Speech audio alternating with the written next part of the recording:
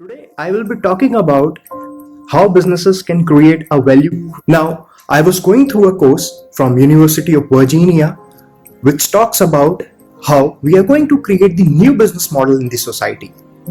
And what I have learned from it, they have used couple of jargons which are fancy words like corporate social responsibility, corporate philanthropy, and value creation for stakeholder.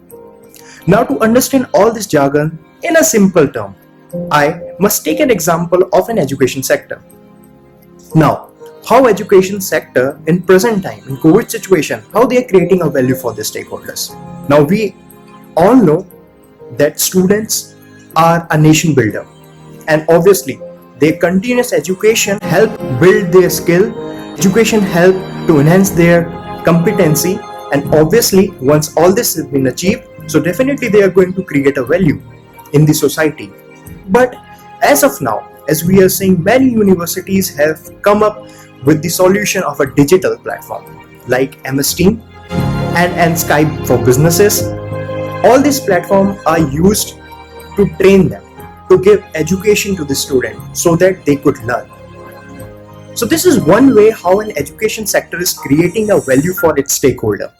Now, taking another example, not only the education sector, I must say we should take example from IT industry like TCS. TCS has recently contributed crores of rupees under the corporate social responsibility to the society.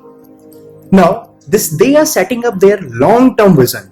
Now, how they are setting up their long-term vision is what they are giving it to the society. Obviously, they will gain from the society, right? And as we all know, the two wealth principle from Andrew Carnegie, they talked about the stewardship, which is that the richest person of a society, they should contribute for society, for the cause, for the people. So they should spend their earning in this.